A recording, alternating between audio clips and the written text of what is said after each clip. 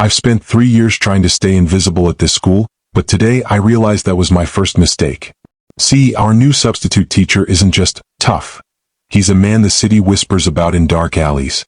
We call him Mr. M, and he doesn't use a red pen to correct your work. He uses fear. He didn't walk into class today with a lesson plan. He walked in with a demand that made my blood run cold. He locked the door, leaned over my desk, and told us that if we wanted to pass his class, we had to commit a crime against the school administration. Stay with me because in 60 seconds, you're going to see how a simple prank almost became a life sentence, and why Mr. M's true lesson had nothing to do with school. Hit that subscribe button now because class is in session, and the price of admission is your soul. Mr. M doesn't teach, he commands. He stands at the front of the room like a gargoyle carved from cold stone, his tailored suit worth more than our principal's house. When he speaks, the air in the room disappears. Today he didn't open a textbook. He told us that respect is earned through audacity. His demand? We were to execute a massive, coordinated hit on the administration's office during the final assembly.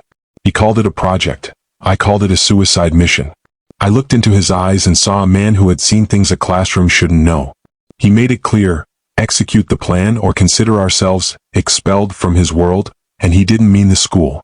The POV shifts to Leo, a student who has everything to lose, a scholarship, a future, a way out of the neighborhood.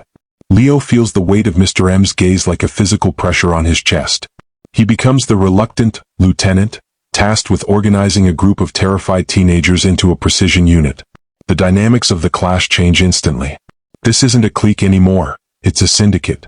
Leo spends his nights not studying, but scouting security cameras and timing the janitor's rounds.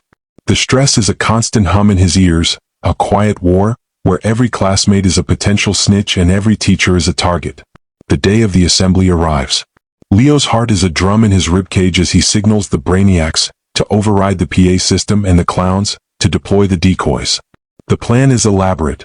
A flood of balloons, fake mustaches on the portraits of past principals, and a rigged audio loop that would make the administration look like fools. But as Leo sneaks through the air vents, he realizes this isn't a game. He sees Mr. M standing in the back of the auditorium, arms crossed, watching him. This is the broke test of loyalty. Leo isn't just pulling a prank, he's proving he can follow orders from a monster. Just as Leo is about to drop the final trigger for the prank, a security guard's flashlight cuts through the darkness of the vent. Leo freezes. His breath hitches. If he's caught, his life is over.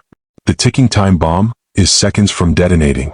In that moment of absolute terror, Leo sees Mr. M step out from the shadows below and intercept the guard with a quiet word and a heavy envelope. The guard moves on, but the message is clear.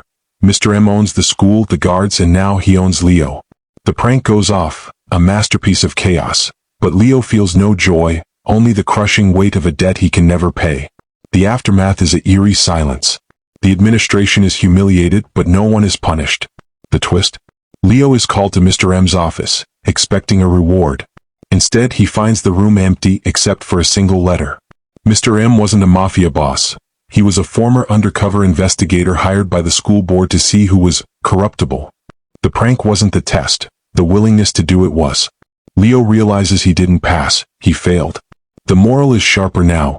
True character isn't found in the courage to follow a dangerous leader, but in the strength to say no when everyone else is saying yes. Leo is left with his scholarship, but he lost the one thing Mr. M can never return, his integrity.